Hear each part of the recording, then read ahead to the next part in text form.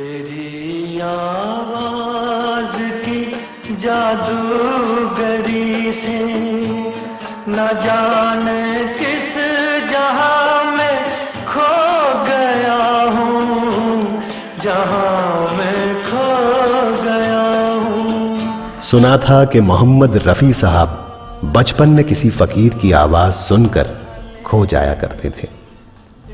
उस फकीर के पीछे पीछे चले जाया करते थे और कभी कभी उन्हें यह भी होश नहीं होता था कि वो गांव से बहुत दूर निकल गए हैं।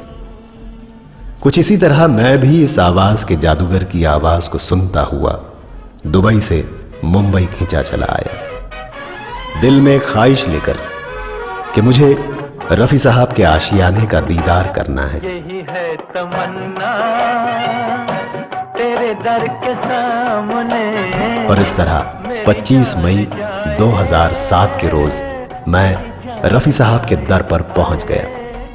हौसले बुलंद थे, दिल में इरादा था, उम्मीदों का दामन थाम रखा था।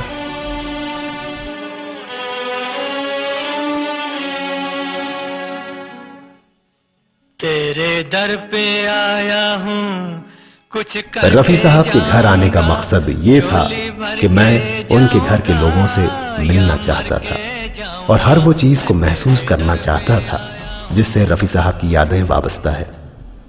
वो हर चीज देखना चाहता था जिसके साथ रफी साहब का वक्त गुजरा था।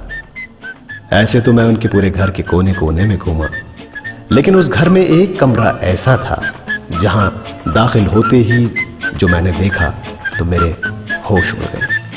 मैं खो गया यहीं कहीं, जवां है रुतमा हंसी, कहाँ है दिल किसे पता, कहाँ हूँ मैं खबर नहीं, मैं खो गया।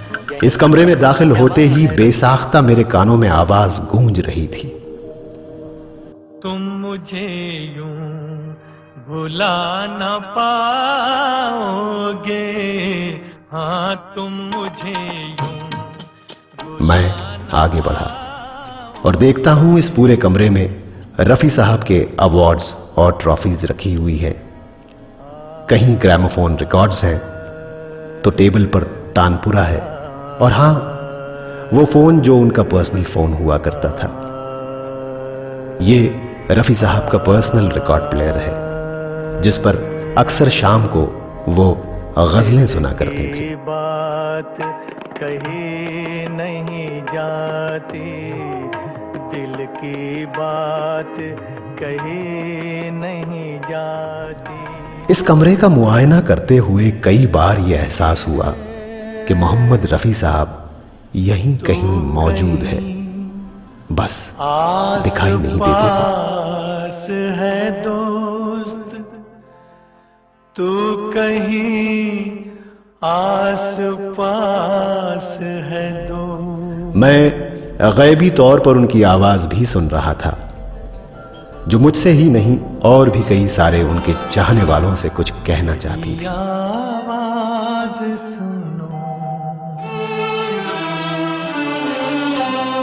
मेरी आवाज। कुछ पल के लिए मैं इन अवार्ड्स की छोटी सी दुनिया में गुम हो गया था। किसी आवाज से चौंका था लेकिन यहां इतने सारे अवार्ड्स रखे थे कि किसी एक अवार्ड पर नजर ही टिक नहीं पा रही थी। इन सारे अवार्ड्स को देखते देखते मैं सोच रहा था कि यहां किसी चीज की कमी है और बहुत दिनों से कमी है। मैं समझना चाहता था कि वो क्या कमी है जो अब तक पूरी नहीं हुई है, जो कि बहुत पहले ही पूरी हो जानी चाहिए थी। जब सारे अवार्ड्स को मैं तफसील में देख चुका तो मुझे एहसास हुआ कि जिस चीज की कमी मुझे और मेरी तरह सैकड़ों रफी साहब के चाहने वालों को खल रही है वो है भारत रत्न। मेरा दर्द कोई ना जान सका। आइए मेरी आवाज में अपनी आवाज मिलाइए और रफी साहब को भारत रत्न दिलवाइए।